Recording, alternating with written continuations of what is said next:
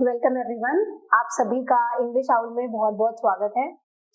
अभी हमने last video में डिस्कस किया था जेंडर क्या होता है, लिंग क्या होता है, उससे जुड़े बहुत सारे हमने टॉपिक्स डिस्कस किए थे।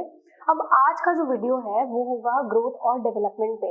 अब जैसे कि आप जानते हैं कि हमारा जो सब्जेक्ट है सीडीपी, उसी में चाइल्ड डेवलपमेंट एंड पेडागोजी आ जाता है। मतलब हमें चाइल्ड डेवलपमेंट पे बहुत ज्यादा फोकस करना होगा।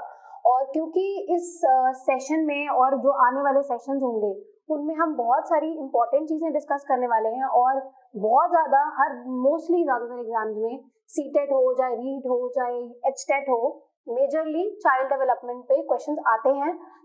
हम भी इसी को ही टारगेट करके और देखेंगे कि क्या क्या इंपॉर्टेंट कॉन्सेप्ट्स और कौन से चीजें जो डेली लाइफ से आप रिलेट कर सकते हो, जो कि आपकी अंडरस्टैंडिंग को डीप कर सकती है, वो हम आज डिस्कस करेंगे। आपका स्वागत है। और अगर आपने चैनल को लाइक शेयर सब्सक्राइब नहीं किया तो प्लीज कर दो। और आने वाले सेशंस में हमारी यही कोशिश रहेगी कि ज्यादा से ज्यादा इंफॉर्मेटिव और इंटरेस्टिंग कंटेंट आपको मिले। Let's start. आज हमें समझना है ग्रोथ और डेवलपमेंट के बीच में फर्क। अब क्योंकि हमारा सीटेट का एग्जाम आने वाला है 1 महीने में और यूपीटेट का तो बस इसी महीने एग्जाम है 28 को। आपको मेजरली आइडिया होगा ग्रोथ क्या होता है, डेवलपमेंट क्या होता है, वृद्धि क्या होता है, ग्रोथ क्या होता है, वृद्धि क्या होता है, या विकास क्या होता है, डेवलपमेंट क्या होता है। बट आज हम क्या करेंगे, फटाफट ब्रश थ्रू करेंगे इन कॉन्सेप्ट्स पर और देखेंगे कि क्या ज्यादा बेहतर नॉलेज गेन कर सकते हैं इसमें से। और आई होप कि ये सेशन आपके लिए ज्यादा इंफॉर्मेटिव रहे और आप ऐसी बहुत सारी चीजें सीखें जिसके बारे में आपको पहले नहीं पता था। ग्रोथ क्या होता है? It deals with the changes in the quantitative aspect, जैसे कि साइज, लेंथ, हाइट। मतलब कि हमारी जो बॉडी में जो चेंजेस हैं, चाहे वो साइज के टर्म्स में हो या फिर हाइट के टर्म्स में हो, वेट के टर्म्स में हो, हमारा आकार बड़ा होता है या हमारी लंबाई बढ़ती है, ये सारे जो क्वांटिटेटिव चीजें हैं, क्वांटिटेटिव मतलब कोई क्वांटिटी बढ़ रही है, ये जो सारी क्वांटिटेटिव चेंजेस होते हैं उन्हीं को हम वृद्धि कहते हैं, ग्रोथ कहते हैं। Growth usually stops once the maturity is reached. एक बार अब परिपक्वता आ जाती है या मैच्योरिटी आ जाती है तो हमारी जो ग्रोथ का प्रोसेस है वो स्लो डाउन हो जाता है। अब जैसे आप देखोगे पेड़ों में क्या होता है, पूरी जिंदगी उनकी ग्रोथ होती है। लेकिन ह्यूमंस में क्या होता है, एक पर्टिकुलर टाइम के बाद जैसे हम एडोलेसेंस का पीरियड पार कर जाते हैं, हमारा ग्रोथ और डेवलपमेंट स्लो डाउन हो जाता है। तो वृद्धि में जो होती है रुकावट आ जाती है एक पर्टिकुलर टाइम के बाद। तो ग्रोथ स्टॉप हो जाती है मैच्योरिटी के बाद। और growth is observable in nature. आप देख सकते हैं, अब जैसे आपने अक्सर देखा होगा कि आपके घर में अगर रिलेटिव्स आते हैं वो ऐसे बोलते हैं कि अरे ये तो कितनी बड़ी हो गई, पिछली बार आए थे तो कितनी छोटी सी थी। स्पेशली ये आप देखोगे अगर आप किसी ऐसे बच्चे से टारगेट को मिल रहे हो जो कि चाइल्डहुड की स्टेजेस में है, जैसे कि 4 से 6 साल के बच्चे का 4 से 6 साल की उम्र का बच्चा एक पर्टिकुलर टाइम पीरियड में जहाँ पे उसकी ग्रोथ बहुत ज्यादा होती है, अगर आप उसको 2 या 3 साल के गैप में देखोगे तो आप जब उसको मिलोगे तो आपको लगेगा कि काफी ज्यादा चेंजेस आ गए हैं, बोलने के तरीके से, सोचने के तरीके से और हाइट के तरीके से। हम कह सकते हैं हमें ग्रोथ दिखती है तो वो ऑब्जर्वेबल होती है नेचर में, हमें दिखती है। Growth is narrow concept. Narrow concept क्यों है? क्योंकि एक बहुत बड़े प्रोसेस का जो विकास है वो एक बहुत बड़ा प्रोसेस है, उसी का एक छोटा सा कॉन्सेप्ट है ग्रोथ, वृद्धि।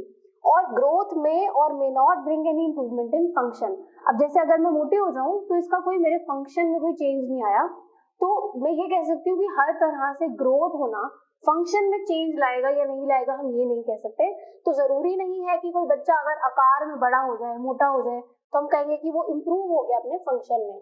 ग्रोथ हमेशा इम्प्रूवमेंट नहीं लाता फंक्शन में। अगर हम विकास की बात करें तो ग्रोथ हमने अभी तक पढ़ लिया, ग्रोथ ऑब्जर्वेबल होता है, ग्रोथ जो होता है वो क्वांटिटेटिव होता है। लेकिन अगर हम डेवलपमेंट की बात करें तो डेवलपमेंट जो होगा वो क्वालिटेटिव होगा। इसको आप नोट डाउन कर सकते हैं, अगर आप अपने साथ में नोट्स मेंटेन करते हैं तो आप प्लीज इसमें मेंशन करते जाइए जो भी इंपॉर्टेंट चीजें डिस्कस हो रही हैं। तो जो डेवलपमेंट होता है वो क्वालिटेटिव होता है और गुणात्मक होता है। It implies that the overall change in the shape, form, structure results in improved working and functioning. यहाँ पर आप लास्ट स्लाइड में जब हमने देखा तो उसमें बोल रहे थे कि डेवलपमेंट जो होता है वो कोई फंक्शनल इंप्रूवमेंट नहीं लाता, लेकिन जो हमारी डेवलपमेंट होती है वो फंक्शनल इंप्रूवमेंट लाती है। मतलब कि जैसे कि हम ग्रो कर रहे हैं, हमारा संज्ञान जो है वो बढ़ रहा है, उसका विकास हो रहा है, हमारा कॉग्निशन डेवलप हो रहा है। एक 4 साल के बच्चे में और एक 12 साल के बच्चे में जो उसका सोचने का तरीका है बदल जाता है, तो हमारा जो थिंकिंग का प्रोसेस है उसकी जो क्वालिटी थी वो इम्प्रूव हो जाती है, वो बढ़ जाती है। तो हम कह सकते हैं कि डेवलपमेंट जो होगा वो हमारी फंक्शनिंग को इम्प्रूव करेगा and it is qualitative in nature. Qualitative है कि उसकी क्वालिटी को चेंज कर रहा है, जैसे कि मैंने आपको बताया क्वालिटेटिव है। सो एक बहुत ज्यादा इंपॉर्टेंट डिफरेंस है, पेपर में क्वेश्चन आ सकता है कि the dash thing is qualitative in nature, तो हम कहेंगे कि क्वालिटेटिव है तो डेवलपमेंट। अगर आ जाए क्वांटिटेटिव तो हम लगाएंगे वृद्धि यानी कि growth. It is a broader, अब वो था नैरो कॉन्सेप्ट और ये है ब्रॉडर कॉन्सेप्ट। ब्रॉडर क्यों? क्योंकि डेवलपमेंट की जो डोमेन है उसमें 3 और डोमेन्स जुड़ जाती हैं। डेवलपमेंट में हम फिजिकल डेवलपमेंट भी पढ़ेंगे, कॉग्निटिव डेवलपमेंट भी पढ़ेंगे और साइकोमोटर डेवलपमेंट भी पढ़ेंगे। और मैंने क्योंकि बताया था कि डेवलपमेंट एक बहुत बड़ा कॉन्सेप्ट है, एक बहुत विशाल बहुत बड़ा कॉन्सेप्ट है, तो जो डेवलपमेंट का प्रोसेस है उसके अंदर ये 3 जो चीजें आती है उसमें से ग्रोथ भी आता है। ग्रोथ एक पार्ट है डेवलपमेंट का, और यहाँ पे हम जब ग्रोथ की बात कर रहे हैं तो हम फिजिकल ग्रोथ की बात कर रहे हैं, और कॉग्निटिव डेवलपमेंट होता है और साइकोमोटर डेवलपमेंट होता है। सो अगर हम इसके बारे में थोड़ा सा बात करें, क्योंकि आने वाली और जो वीडियोस होंगी उनमें हम इनके बारे में डिटेल में पढ़ने वाले हैं। सो अगर मैं आपको एक थोड़ा सा रफ आइडिया दे दूंगी क्या होते हैं। सो जो डेवलपमेंट है उसको 3 हमने कैटेगरीज में बांटा है। एक होता है फिजिकल डेवलपमेंट, यानी जो हमारा शारीरिक विकास होता है, इसी को हम फिजियोलॉजिकल डेवलपमेंट भी कहते हैं। फिजियोलॉजिकल, बायोलॉजिकल, फिजिकल, ये सारी इसी में इंक्लूड हो जाती हैं फिजिकल डेवलपमेंट में, यानी कि वृद्धि में, ग्रोथ में। और अगर हम कॉग्निटिव डेवलपमेंट की बात करें, यानी कि संज्ञानात्मक विकास,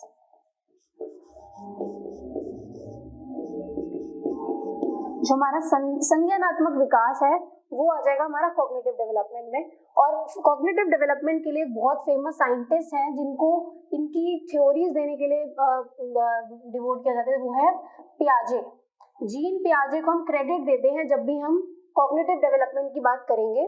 और साइकोमोटर डेवलपमेंट में आ जाएंगे हमारे, इसके अंदर दो स्मॉल सब कैटेगरीज आ सकती हैं। एक होगा हमारा सोशल डेवलपमेंट और एक होगा हमारा इमोशनल डेवलपमेंट। सो इन सारी डोमेन्स के बारे में हम डिटेल में पढ़ने वाले हैं। आगे हम वाइगोट्स्की की थ्योरी पढ़ेंगे और बहुत सारी थ्योरीज पढ़ेंगे, इमोशंस के बारे में पढ़ेंगे, इमोशनल इंटेलिजेंस के बारे में पढ़ेंगे। बट आज एक रफ आइडिया आपको मिल सकता है कि हमें अलग अलग कैटेगरीज कौन सी डील करनी है, उनकी थ्योरीज के बारे में हम आगे पढ़ेंगे। और डेवलपमेंट क्या होता है, ग्रोथ क्या होता है, इनके बीच में क्या फर्क होता है। अब हमें बात करनी है फिजिकल डेवलपमेंट की, जैसे कि हमने पीछे भी डिस्कस किया फिजिकल डेवलपमेंट। सो आज की जो वीडियो होगी इसमें हमने डिफरेंस देख लिया ग्रोथ और डेवलपमेंट का। अब हमें देखना है कि फिजिकल डेवलपमेंट जो ये वाली डोमेन है इस पर हमें ज्यादा ध्यान देना है। इसके ऊपर क्वेश्चंस लिमिटेड आते हैं, ज्यादा क्वेश्चंस अगर हम देखें तो कॉग्निटिव डेवलपमेंट से आएंगे या जो हमारा साइकोमोटर डेवलपमेंट है वहां से आएंगे, यहाँ से आएंगे बट थोड़े से कम आते हैं। सो हमें कॉन्सेंट्रेट करना होगा कॉग्निटिव पे और सोशियो साइकोमोटर डेवलपमेंट पे। बट क्योंकि इससे भी आते हैं तो आज की वीडियो में मैंने इसको भी इंक्लूड करा है, increase in height and weight. अब जैसे आप देख रहे हो जब हम ग्रो करते हैं सो हमारी साइज में क्या फर्क आ रहा है, हमारी हाइट में चेंजेस आ रहे हैं, हमारा शरीर का आकार चेंज होता है, बॉडी वाइज हम चेंज होते हैं। अगर हम यहाँ देखें तो maximum development, maximum height adolescence तक रीच हो जाती है, उसके बाद उससे ज्यादा हाइट नहीं बढ़ती। जैसे कि मैंने बताया था कि ग्रोथ जो होती है वो एक पर्टिकुलर फेज तक होगी, उसके बाद रुक जाएगी। पेड़ों में क्या होता है, पूरी जिंदगी वो ग्रो करते हैं। सो यहाँ पर हमारे केस में ये चीज वैलिड नहीं है, हमारी ग्रोथ रुक जाएगी। तो growth is not life long, growth life long नहीं है। डेवलपमेंट इज लाइफ लॉन्ग लेकिन ग्रोथ लाइफ लॉन्ग नहीं है। हमारी मैक्सिमम हाइट रीच होने के बाद हम देखेंगे कि हमारी हाइट तो फिक्स हो जाएगी, हमारी बॉडी वाइज जो चेंजेस आ रहे हैं, हमारा थिंकिंग का प्रोसेस, यानी कि अगर हम देखें यहाँ जो स्टेज का जो इंसान है और इस स्टेज का जो इंसान है उनकी थिंकिंग में बहुत चेंज आ जाता है, वो डेवलपमेंट में है। लेकिन अभी हमें क्योंकि फिजिकल डेवलपमेंट की बात करनी है तो फिजिकल डेवलपमेंट में हाइट चेंजेस आ जाते हैं। हाइट चेंजेस कब तक आते हैं, और weight changes throughout life, हमारा वेट जो होता है वो चेंज होता रहता है। तो हम ये कह सकते हैं कि फिजिकल डेवलपमेंट का ये जो एस्पेक्ट है वेट वाला वो चेंज हो सकता है, लेकिन हाइट हमारी एक पर्टिकुलर एज के बाद फिक्स रहती है। Change in the body proportion, हमारा बॉडी का आकार चेंज होता है। अब जैसे आप यहाँ पे देख रहे हैं, यहाँ पर एडोलेसेंस स्टेज में या अडल्टहुड स्टेज में हमारा जो स्टेचर है वो बिल्कुल सीधा है, लेकिन जैसे जैसे हम ओल्ड एज की तरफ जाते हैं तो हमारा जो बैकबोन है वो बेंड हो जाता है, हमारा स्टेचर चेंज होता है, हमारा चलने का तरीका, हमारा बॉडी का प्रोपोर्शन भी चेंज होता है। जैसे कि अगर एक छोटा सा बच्चा है तो एक छोटे से बच्चे में उनका जो बॉडी का आकार है उसके हिसाब से उनका जो हेड वाला एरिया है वो बहुत ज्यादा आकार में बड़ा होता है। और इसके बारे में हम आगे डिस्कस करेंगे कि हमारी जो छोटा बच्चा होता है उसकी जो बॉडी होती है वो प्रोपोर्शन में नहीं होती, सो प्रोपोर्शनेट डेवलपमेंट नहीं होता। धीरे धीरे हमारा हेड का साइज छोटा होता जाएगा और छोटा होता जाएगा ताकि वो एक फिक्स्ड प्रॉपर बॉडी के हिसाब से प्रोपोर्शन में आ जाए। लेकिन इनिशियल स्टेजेस में हमारा जो हेड होता है वो प्रोपोर्शन में नहीं होता। और growth and development of the internal organs मतलब हमारे जो इंटरनल ऑर्गन्स है, हमारा लिवर, हमारी किडनी, ऐसे जितने भी ऑर्गन्स हैं उनका भी ग्रोथ और डेवलपमेंट होता है फिजिकल डेवलपमेंट में। मतलब कि हम ये नहीं कह सकते कि खाली ऑब्जर्वेबल चीजें होती हैं इसमें, कुछ चीजें जो हम ऑब्जर्व नहीं कर सकते जैसे कि हमारे ऑर्गन साइज में डेवलप हो रहे हैं या जो हमारे अंदर हार्मोनल चेंजेस होते हैं। विद टाइम हमारी बॉडी में हार्मोन्स डेवलप होते हैं, अलग अलग हार्मोन्स का अलग अलग बॉडी पार्ट्स पे इम्पैक्ट पड़ता है। जैसे फीमेल्स के केस में ईस्ट्रोजन होता है और उसका अलग अलग बॉडी पार्ट्स पे क्या चेंज आता है। टेस्टोस्टेरोन इन मेल्स जो उनके अंदर फर्क लाता है। तो ये सारी जो चीजें हैं इन सारी चीजों को हम देख नहीं सकते, ऑब्जर्व नहीं कर सकते, लेकिन इसको भी हम फिजिकल डेवलपमेंट के डोमेन में डालेंगे क्योंकि ये हमारी बॉडी के बारे में है। हमारी बॉडीली जो चेंजेस आ रहे हैं जैसे कि हमारा आकार या इंटरनल चेंजेस जो आ रहे हैं बॉडी में, वो सब इस एरिया में हम डिस्कस करेंगे। अब जो नेक्स्ट हमें डिस्कस करना होगा वो है हमारा एक बहुत इंपॉर्टेंट चीज है यहाँ पर। According to Mahatma Gandhi, education is all round drawing out the best in child man, body mind and soul. तो ये बॉडी माइंड और स्पिरिट की जो बात करी है महात्मा गांधी ने वो क्या है कि हमारा जो पूरा एजुकेशन है उसका क्या मकसद होता है कि बच्चे का संपूर्ण विकास करना, होलिस्टिक डेवलपमेंट करना या कॉम्प्रिहेंसिव डेवलपमेंट करना, मतलब पूरी तरह से। तो जब आप डेवलपमेंट की बात करते हो तो ना सिर्फ वो बॉडीली हो बट माइंड से भी हो और स्पिरिट से भी। बॉडी यहाँ पर कौन सी डेवलपमेंट हो गई? फिजिकल डेवलपमेंट, जो कि हमने भी पीछे पढ़ी थी। फिजिकल डेवलपमेंट जहाँ पे आ जाती है माइंड की डेवलपमेंट, यहाँ हम बात करें कॉग्निटिव डेवलपमेंट की, संज्ञानात्मक विकास की। और जहाँ पर हम बात कर रहे हैं स्पिरिट की, वो हो गई हमारी जो इमोशंस हैं, जो हमारी सोशल डेवलपमेंट है, यानी इसमें आ जाती है हमारी साइकोमोटर डेवलपमेंट।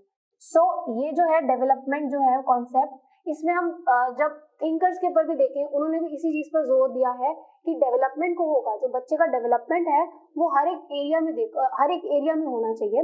तभी आपने स्कूल में देखा होगा कि जब CCE पैटर्न आया था, कंटिन्यूअस एंड कॉम्प्रिहेंसिव इवैल्यूएशन का पैटर्न, तो उसमें क्या चेंजेस देखने को मिले? बच्चों को करिकुलर एक्टिविटीज, को curricular activities, extra curricular activities, मतलब कि वो बाहर भी खेलें और उनका दिमाग का भी विकास हो, और साथ साथ उनके अंदर कुछ वैल्यूज डेवलप किए जाएं ताकि उनका माइंड, सोल और बॉडी तीनों चीजें डेवलप हो। सो ये एक चीज हो गई। उसके बाद महात्मा गांधी ने एक और चीज बोली थी, 3H। 3H से क्या मतलब है? Head, heart and hand. ये बेसिक एजुकेशन में हमने अगर हम देखें, उन्होंने बात की थी बेसिक एजुकेशन में कि हमारा जो डेवलपमेंट होता है, बच्चे का जो डेवलपमेंट होता है उसमें तीनों चीजें इन्वॉल्व हो। बच्चे का हार्ट का मतलब उसका जो इमोशनल डेवलपमेंट है या उससे जो भी सोशल डेवलपमेंट है वो इसमें आ जाता है। हेड का डेवलपमेंट जब उन्होंने कहा था तो हेड में मतलब कि हमारा कॉग्निटिव डेवलपमेंट, कि हमारे जो दिमाग का विकास है वो भी होना चाहिए। और साथ साथ उन्होंने एक बात की थी हैंड की, मतलब कि जब बच्चा सीखे तो करके सीखे। जैसे अगर वो क्ले के पॉट्स बना रहा है तो उसमें भी वो सीख रहा है, तो हाथ से करी हुई चीजें, लर्निंग बाय डूइंग, इन तीनों चीजों पर फोकस किया है। सो यहाँ पर भी हम देख सकते हैं कि क्योंकि हमारा जो विकास है वो अकेला नहीं है, उसमें 3 एस्पेक्ट्स आ जाते हैं, फिजिकल डेवलपमेंट, कॉग्निटिव डेवलपमेंट और साइकोमोटर डेवलपमेंट। तो हम ये कह सकते हैं कि हमारा जो डेवलपमेंट का प्रोसेस है, क्योंकि वो अलग अलग बटा नहीं है, वो इंटीग्रेटेड है। सो अगर आपको बच्चे को पूरी तरह से डेवलप करना है तो आपको इन तीनों चीजों पर काम करना पड़ेगा। अब यहाँ पर कुछ स्टेजेस हैं डेवलपमेंट की, इसको देख लेते हैं। फर्स्ट स्टेज आती है प्रीनेटल स्टेज। प्रीनेटल स्टेज का मतलब होता है कि पैदा होने से, बर्थ से पहले की स्टेज। सो बर्थ से पहले की स्टेज, इसको कहेंगे प्रीनेटल स्टेज। और ये होती है फ्रॉम कंसेप्शन टू बर्थ। जब से एक जाइगोट होता है, जब से जो बच्चा है वो जाइगोट के फॉर्म में है, खाली अभी फर्टिलाइजेशन हुआ है क्रोमोसोम्स का, और उसके बाद एक जाइगोट फॉर्म हुआ, उसके बाद से लेकर बर्थ का जो टाइम पीरियड है, मतलब कि 9 मंथ्स का जो पीरियड है, उसी को हम कहेंगे प्रीनेटल डेवलपमेंट, प्रीनेटल स्टेज। और उसके बाद आ जाती है स्टेज ऑफ इन्फेनेसी, मतलब कि शैशवावस्था, मतलब कि बर्थ से लेकर 2 साल। तो 0 से लेकर 2 साल का जो टाइम पीरियड होता है वो होता है हमारा शैशवावस्था या फिर इन्फेंसी।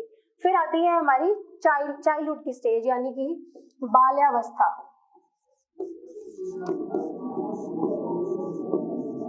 तो जो बाल्यावस्था की स्टेज है, चाइल्डहुड की स्टेज है, ये रहती है हमारी 3 से लेकर 12 साल। अब हम जब भी चाइल्डहुड के बारे में डिस्कस करेंगे तो चाइल्डहुड जो होगा उसके हम 3 पार्ट कैटेगरीज कर देते हैं। तो चाइल्डहुड में आपको 3 चीजें पढ़नी है। पहले होता है अर्ली चाइल्डहुड, फिर आता है हमारा मिडिल चाइल्डहुड, और उसके बाद में लास्ट में हमारा आता है लेट चाइल्डहुड। तो जब हम अर्ली चाइल्डहुड की बात करते हैं तो जैसे यहाँ पर था 0 से लेकर 2 इयर्स का बच्चा, तो यहाँ पर आ जाता है आपका अर्ली चाइल्डहुड में तकरीबन 3 से लेकर 5 साल का बच्चा, 5 या 6 साल का बच्चा आ जाता है अर्ली चाइल्डहुड में। फिर आ जाता है मिडिल चाइल्डहुड में 6 साल से लेकर 8 साल का बच्चा मिडिल चाइल्डहुड की स्टेज में। और उसके बाद 8 साल से लेकर, क्योंकि 12 साल के बाद एडोलेसेंस शुरू हो जाता है, तो 8 से लेकर 12 साल की जो स्टेज होती है उसको हम कहते हैं लेट चाइल्डहुड, यानी कि जो बाद में जो बाल्यावस्था है। तो एक होती है अर्ली चाइल्डहुड, एक होती है मिडिल चाइल्डहुड और एक होती है लेट चाइल्डहुड। तो ये 3 स्टेजेस हम चाइल्डहुड में पढ़ेंगे। आगे एडोलेसेंट स्टेज, यानी कि किशोरावस्था। तो ये जो एडोलेसेंट की स्टेज होती है ये सबसे ज्यादा इंपॉर्टेंट होती है, और आने वाली वीडियोस में हम देखेंगे कि कैसे इस स्टेज में ना सिर्फ हम फिजिकली ग्रो कर रहे हैं बल्कि हमारी जो बॉडीली चेंजेस हैं उसके अलावा हमारी जो इमोशनल स्टेट है उसमें भी चेंजेस, उसमें भी परिवर्तन आते हैं, और हम एक बच्चे भी नहीं होते और ना ही एक अडल्ट बन जाते हैं, वयस्क बन जाते हैं। हम एक बीच की ट्रांजिशन की स्टेज में है। तो ये जो चेंजेस है, ये जो स्टेट होती है ना, इसको कहा जाता है स्टेट ऑफ कॉन्फ्लिक्ट होता है, जिसमें हमारे दिमाग में बहुत सारे कॉन्फ्लिक्ट्स होते हैं, क्योंकि ना हम एक बच्चा रह जाते हैं ना हम एक अडल्ट बन जाते हैं, एक कॉन्फ्लिक्ट की सिचुएशन में आ जाते हैं। सो ये होगा हमारा किशोरावस्था, जो कि रहेगा 13 से लेकर 19। और क्योंकि यहाँ पे 13 से लेकर 19 का 18 है इनमें, इसी को ही हम टीनेज भी कहते हैं। ये हमारा टीनेज का टाइम पीरियड है। और लास्ट में आ जाती है हमारी अडल्टहुड, यानी कि वयस्क अवस्था, जो कि अडल्टहुड जो है वो पूरी जिंदगी चलना है। और कहाँ से शुरू होगा?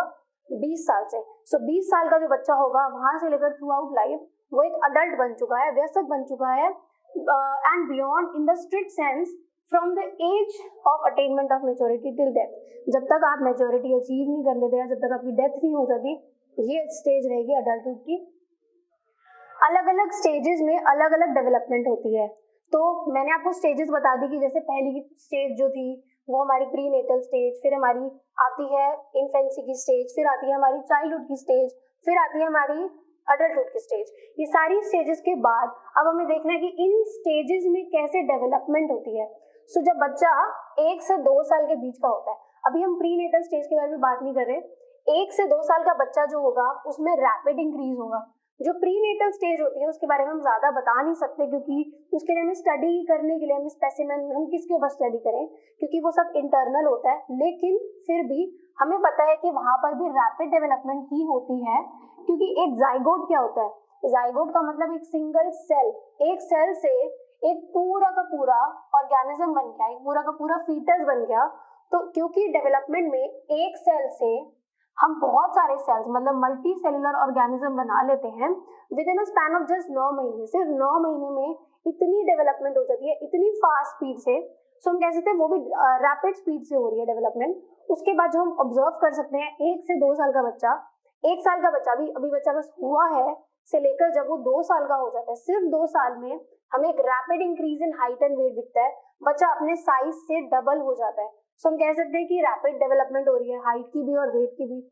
Steady and slower growth rate होता है 3 साल से लेकर प्यूबर्टी तक। क्यों होता है इसके बारे में हम मोटर डेवलपमेंट में डिस्कस करेंगे कि इस पर्टिकुलर टाइम पीरियड में हमारा जो फिजिकल डेवलपमेंट है वो डिले हो जाता है। और उस डिले होने की वजह से, क्योंकि हमारी बहुत ज्यादा चेंजेस नहीं आते, मतलब आते तो हैं, ऐसा नहीं होगा कि 3 साल से लेकर 11 साल की उम्र में हमारी बॉडी में चेंजेस नहीं आएंगे, हमारी हाइट ग्रो नहीं करेगी, लेकिन इस पीरियड के अंदर हमारा जो फिजिकल ग्रोथ है वो यहाँ के कंपैरिजन में थोड़ा सा कम हो गया, बहुत ज्यादा चेंजेस देखने को नहीं मिलते। तो मतलब अगर यहाँ पर ग्रोथ हो रही है बहुत ज्यादा कि 16 सेंटीमीटर बढ़ रहा है हर साल, तो यहाँ पर हमारी ग्रोथ रेट हो जाती है 6 सेंटीमीटर बढ़ रहा है 1 साल में। सो बहुत ज्यादा फर्क देखने को मिल जाता है। उसके बाद आ जाती है हमारी एडोलेसेंस यानी कि किशोरावस्था, जिसमें बहुत ज्यादा रैपिड इंक्रीज, फिर से एक स्पर्ट होता है डेवलपमेंट में, बहुत ज्यादा विकास होता है हमारा, बहुत ज्यादा डेवलपमेंट होती है हाइट में भी और वेट में भी। आप लड़कियों में ही देखोगे कि लड़कियां जल्दी मेच्योर हो जाती हैं लड़कों से, उनका जो पूरा जो सिस्टम होता है, जो रिप्रोडक्टिव सिस्टम है, वो जल्दी डेवलप हो जाता है लड़कों के कंपैरिजन में। लड़कों का डिले हो जाता है डेवलपमेंट, थोड़ा सा लेट होता है, लेकिन उनका भी होता है विद टाइम, उनका भी आता है, लेकिन लड़कियों का around 12 years of age development शुरू हो जाता है। सो ये rapid increase in height and weight हमें देखने को मिलेगा कि लड़कियों की जो ओवरऑल बॉडी स्ट्रक्चर है, जो उनकी हाइट है, वेट है, उसमें कैसे एकदम से बदलाव आता है, लड़कों की हाइट एंड वेट में कैसे एकदम से बदलाव आता है। सो ये आ जाती है हमारी एडोलेसेंस में। जो मैं पहले बात कर रही थी कि हमारा जो प्रोपोर्शनेट हो जाता है सिस्टम बॉडी का, कि फिजिकल डेवलपमेंट में हमारा बॉडी जो होता है उसका प्रोपोर्शन चेंज होता है, वो मैं ये कह रही थी कि अब छोटा जो बच्चा होता है उसका सर का साइज कितना बड़ा होता है कंपेयर टू द बॉडी, ये साइज इतना है, और उसमें फेस जो है वो अराउंड 1/4 होता है हाइट के। मतलब अगर ये पूरी हाइट है और इसको अगर मैं 4 भागों में बांट दूं तो इतना हिस्सा खाली सिर है, और अगर हम बाकी अडल्ट के केस में देखें तो हमारा जो सिर होगा वो अप्रोक्सीमेटली 1/8 हो जाता है या उससे भी कम हो जाता है साइज में। तो हम ये कहेंगे कि हमारी बॉडी पहले प्रोपोर्शन में नहीं होती, बाद में प्रोपोर्शन में आती है। So the head constitutes about 1/4 of the height of the body which is relatively larger as compare to the body. अब आपकी हाइट इतनी सी है, उसमें सर एक चौथाई जितना बड़ा है, तो वो अजीब लगता है, वो प्रोपोर्शन में नहीं होता। लेकिन विद टाइम हमारा जो सिर है वो बाकी हैंड्स लेग्स के हिसाब से प्रोपोर्शन में आ जाता है। ये मैं किसके बारे में बात कर रही हूँ, बॉडी के चेंजेस के बारे में, जो कि हम बॉडी के प्रोपोर्शन में देखते हैं। और आता है with further growth the size of the head is reduced, जो कि मैंने आपको अभी बताया। Growth and development of the internal organs, एक बार मैं आपको पहली वाली स्लाइड पे ले जाती हूँ। इसमें हमने बात कर ली कि हमारी हाइट एंड वेट इंक्रीज होती है, हमारी बॉडी का प्रोपोर्शन चेंज होता है। अब हमें आना है growth and development of the internal organs. तो हमारे इंटरनल ऑर्गन्स मतलब हमारी जो मसल्स हैं, जो हमारे ऑर्गन्स हैं, जैसे कि हमारा जो नर्वस सिस्टम होता है उसमें आ जाती है हमारी नर्व्स, और उसमें आ जाते हैं हमारे जितने भी ऑर्गन जो नर्व से अटैच है वो सारे इसमें आ जाते हैं। हमारा ब्रेन आ जाता है और हमारा स्पाइनल कॉर्ड आ जाता है, ये सारी चीजें इसमें कवर होती हैं। तो हमारा नर्वस सिस्टम कैसे चेंज होता है कि एक छोटा सा बच्चा जो होता है उसका जो थिंकिंग कैपेसिटी है वो कितनी होती है, तकरीबन 4 साल तक आपका 80% विकास हो चुका होता है दिमाग का। तो 80% डेवलपमेंट आपका हो गया है, तभी 4 साल का बच्चा जो होता है वो बहुत क्वेश्चनिंग करता है, क्योंकि 80% ब्रेन का डेवलपमेंट उनका हो चुका है। और मस्कुलर डेवलपमेंट की अगर हम बात करें तो हमारे जो मसल्स होते हैं, मांसपेशियां होती हैं, उनका डेवलपमेंट होता है। इसमें हम पढ़ेंगे, इसके बारे में हम डिटेल में पढ़ेंगे जब हम मोटर डेवलपमेंट के बारे में पढ़ेंगे कि कैसे कैसे हमारा जो मोटर डेवलपमेंट है वो होता है, कैसे हमारी गतिक क्रियाएं होती हैं, जितनी भी मोटर स्किल्स होते हैं, ये सारी चीजें कैसे चेंज हो जाती हैं क्योंकि हमारा जो मसल्स हैं वो डेवलप हो रहे हैं।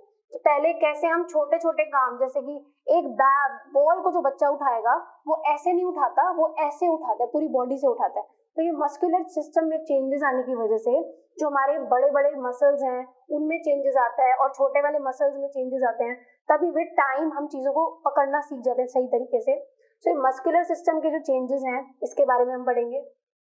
हमारा जो सर्कुलेटरी सिस्टम है, यानी कि इसमें आ गए हमारे ब्लड वेसल्स, और जो हमारा ब्लड होता है, और इसके अंदर आ जाती है हमारी जो हमारा हार्ट है वो भी इसमें आ जाता है। इसके साइज में क्या चेंजेस आते हैं, हमारी ब्लड वेसल्स का साइज का चेंज होता है बहुत सारी जगहों पे जहाँ पे डेवलपमेंट हो रही है, जैसे कि ब्रेन में ब्लड वेसल्स होती हैं, तो उसका कैसे चेंजेस आते हैं कि एक पर्टिकुलर टाइम के बाद ज्यादा ब्लड वेसल्स कहाँ कहाँ पाई जाएंगी, जिसकी वजह से हमारे जो फंक्शनिंग है, क्योंकि हम डेवलपमेंट की बात करें, हमारी फंक्शनिंग में इंप्रूवमेंट आती है क्योंकि हमारा सर्कुलेटरी सिस्टम चेंज हो रहा है, हमारा पूरा जो बॉडी में ब्लड फ्लो हो रहा है वो चेंज हो जाता है।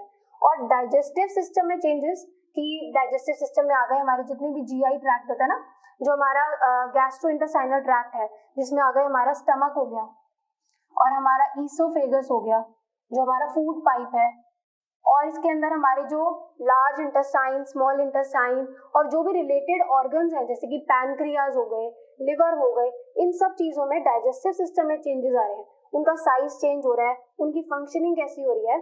जैसे एक छोटा सा एग्जांपल जो कि बायोलॉजी से थोड़ा ज्यादा रिलेटेड है, छोटे बच्चों में जो खाली दूध पीते हैं उनके अंदर एक एंजाइम होता है रेनिन। रेनिन खाली मिल्क के प्रोटीन को डाइजेस्ट करता है, लेकिन जब बच्चा बड़ा हो जाता है और मदर के मिल्क को छोड़ देता है, उसके बाद उसके अंदर पेप्सिन आ जाता है।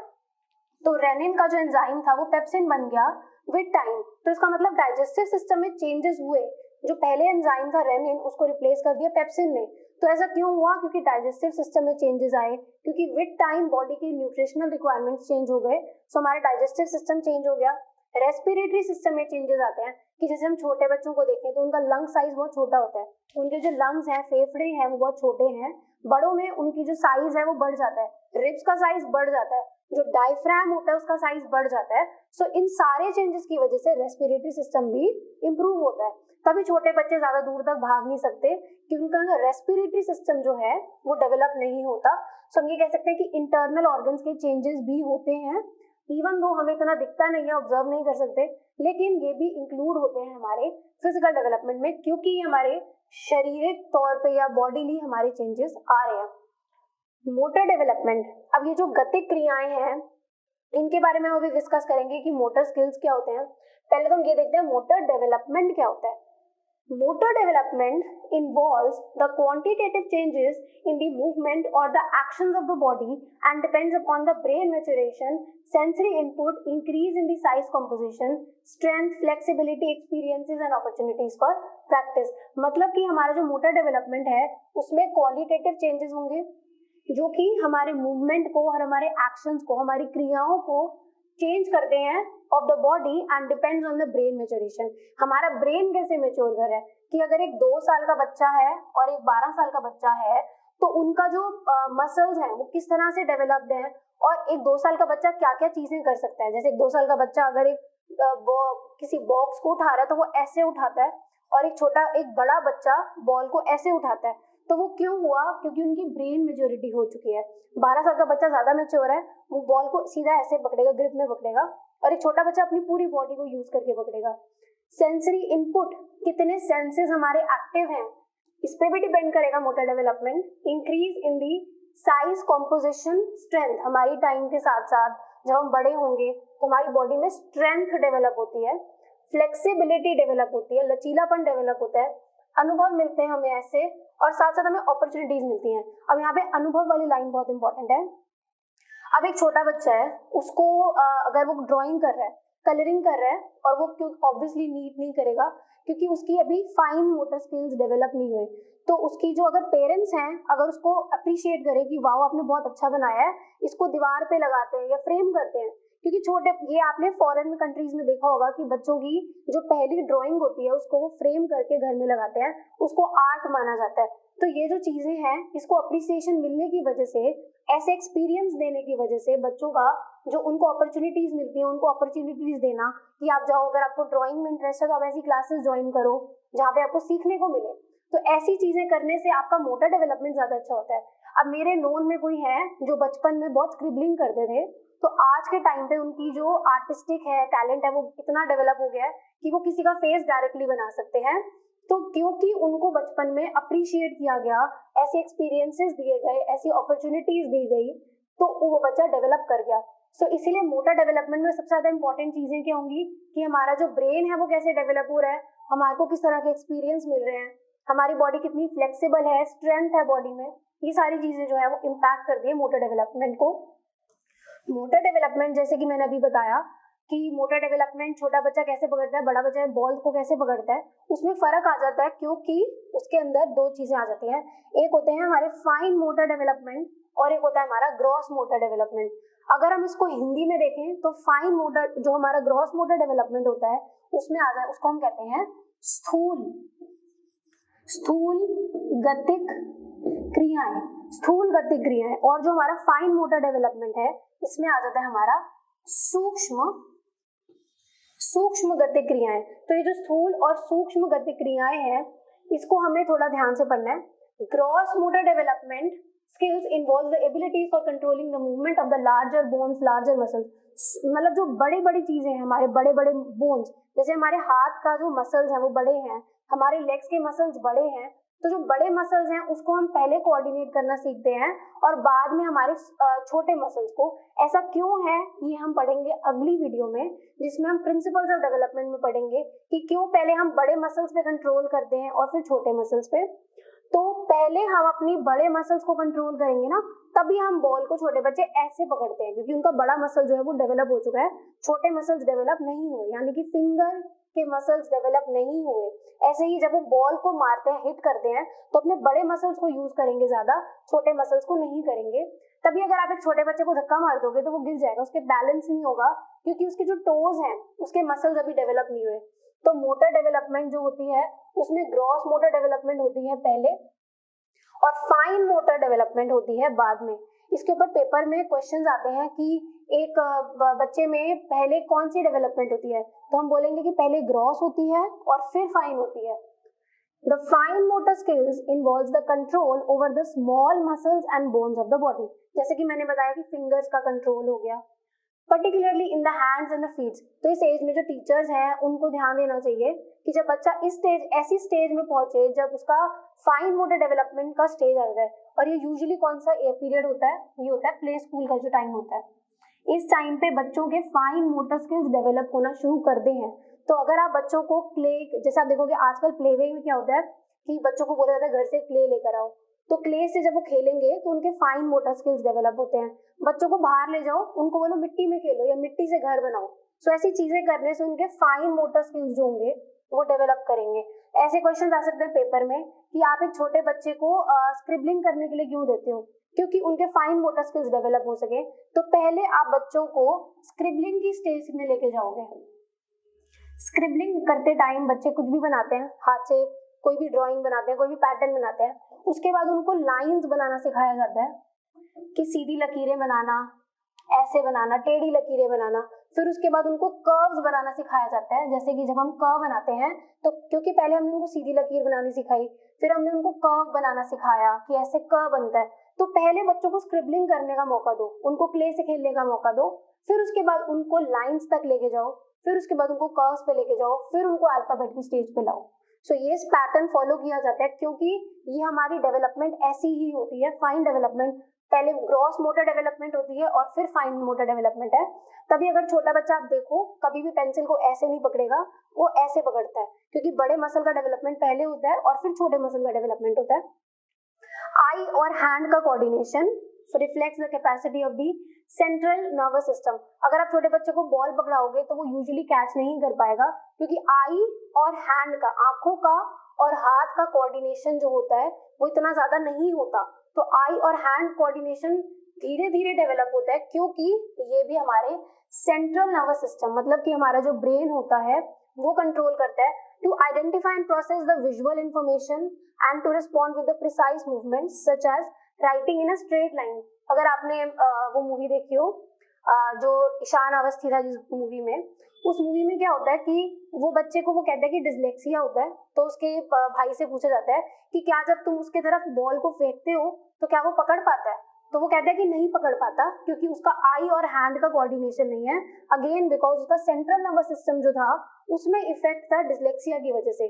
सो ये चीज हमें वहां दिख जाती है कि हमारा जो सेंट्रल नर्वस सिस्टम है वो कितना डेवलप्ड है, उस हिसाब से हम पता लगा सकते हैं कि बच्चा कौन सी स्टेज में है। तो मान लेते हैं कि बच्चा आता है और उसकी तरफ आपने बॉल फेंकी और अगर वो नहीं पकड़ पाया, इसका मतलब अभी उसकी वो स्टेज नहीं आई है, उसका सेंट्रल नर्वस सिस्टम इतना डेवलप नहीं है। लेकिन अगर वो बच्चा अपनी राइट एज में है और वो नहीं कर पा रहा, तो यहाँ से हम पता लगा सकते हैं कि उस बच्चे को कोई प्रॉब्लम हो सकती है, लर्निंग डिसऑर्डर हो सकता है। By 5 years of age about, ये मैंने आपको पहले ही बताया था, हमारा 90% जो चाइल्ड जो है उसका डेवलपमेंट हो जाता है। And preference for right hand of more skill work, मतलब कि आपने देखा होगा यूजुअली लोग राइट हैंड से लिखते हैं, तो यहाँ पे कह रहे हैं कि about 90% of the children have developed preference for their right hand for most skilled work. जब भी हम कोई स्किल वाला काम करते हैं, कोई भी ड्राइंग करना या लिखना, तो वो सारे कामों में यूजुअली 90% लोग जो है वो राइट हैंड यूज करते हैं। ये जनरल फैक्ट है, इससे पेपर में क्वेश्चन नहीं आएंगे, बट एक जनरल अंडरस्टैंडिंग के लिए आप जान सकते हैं कि 90 ईयर्स तक बच्चे 90% बच्चे जो हैं वो राइट हैंड को ज्यादा प्रेफरेंस देते हैं। Children's gross motor skills are typically well developed by beginning of the school years, but they continue to improve throughout their middle childhood. हम अपनी पूरी मिडिल चाइल्डहुड में डेवलप करते जाते हैं. अब मैंने आपको शुरुआत में एक चीज बताई थी जो कि बहुत इंपॉर्टेंट थी कि मिडिल चाइल्डहुड जो हमारा चाइल्डहुड का फेज है फ्रॉम 3 इयर्स टू 12 इयर्स, इस पूरे एज में हमारी फिजिकल ग्रोथ बहुत ज्यादा नहीं होती. इसका ये मतलब है तो हमारी बॉडी इसका मतलब डेवलप नहीं कर रही? नहीं, ऐसा नहीं है. हमारी बॉडी डेवलप कर रही है, लेकिन इस पीरियड में हम फिजिकली ग्रो नहीं कर रहे, कम ग्रो कर रहे हैं. और साथ साथ हमारे जो कोऑर्डिनेशन है, बॉल को पकड़ना, आई हैंड कोऑर्डिनेशन, ऐसी चीजें हम सीख रहे हैं. तो इस एज में आपको बहुत ज्यादा ग्रोथ और डेवलपमेंट नहीं दिखेगी. लेकिन मोटर स्किल्स में मतलब बच्चा पेंसिल से लिखना सीख जाएगा. 12 साल आते आते बच्चा 6-7 का बच्चा अच्छे से लिखना शुरू कर देगा. और ये क्यों पॉसिबल हो पाया? क्योंकि हमारी जो फिजिकल ग्रोथ थी वो थोड़ी स्लो डाउन हो जाती है. One of the reasons for these improvements may be the slowing of the body growth, जो कि मैं आपको बता चुकी हूँ, which gives children time to adjust to their bodies and learn to use them more effectively. Children's fine motor skills develop during the middle childhood. तो ये बहुत इंपॉर्टेंट है. हमारे फाइन मोटर स्किल्स का डेवलपमेंट होता है मिडिल चाइल्डहुड में. The fine motor difficulties are associated, ये मैं आपको पहले ही बता चुकी हूँ. जैसे कि वो मूवी थी तारे जमीन पर, उसमें हमने देखा था कि वो बच्चे को लर्निंग डिसेबिलिटी थी. तो अगर उसका फाइन मोटर स्किल अच्छे से नहीं डेवलप हुआ, अगर उसकी राइटिंग नीट नहीं है या वो बॉल को कंट्रोल नहीं कर पा रहा, तो वो सब इंडिकेट क्या कर रहा है कि उसको कोई लर्निंग डिसेबिलिटी हो सकती है. यहाँ पे आप देख सकते हैं कि फाइन मोटर स्किल्स के लिए हम क्या क्या करते हैं. बच्चों को ऐसे प्ले स्कूल में क्ले से खिलाया जाता है या ऐसे ब्लॉक्स दिए जाते हैं अरेंज करने के लिए. यहाँ पर आप देख सकते हैं कि कैसे कलरिंग कराई जाती है एक पर्टिकुलर लाइन में, कि आपको यहाँ से यहाँ तक कलर करना है पायलट, तो एक लाइन में, ताकि उनका एक फाइन मोटर स्किल डेवलप हो. और यहाँ पे आप देख सकते हैं ग्रॉस मोटर स्किल्स. यहाँ पे बच्चा अपने बड़े मसल्स का यूज कर रहा है बॉल को किक करने के लिए. तो जब बच्चा छोटा होता है तो उसको बॉल के साथ खिलाओ ताकि वो उसके ग्रॉस मोटर स्किल्स डेवलप हो. इसमें और भी बहुत सारी चीजें आ सकती हैं, जैसे स्क्वाटिंग एक एक्सरसाइज है. बच्चों को एक्सरसाइज करने के लिए मोटिवेट करना चाहिए. अपनी फीट को टच करो, अपने वॉल के साथ पुशअप करो. ऐसी ऐसी एक्सरसाइज करके आप उसके क्या डेवलप कर रहे हैं? आप उसके ग्रॉस मोटर स्किल्स को डेवलप कर रहे हैं. सो आज के लिए हमारा इतना ही था आज का सेशन. आई होप आपको ये सेशन पसंद आया होगा. और आप इस चैनल को प्लीज सब्सक्राइब कर लीजिए, लाइक करिए, शेयर करिए. इससे हमें भी मोटिवेशन मिलेगी और आपको भी. Keep preparing and all the best.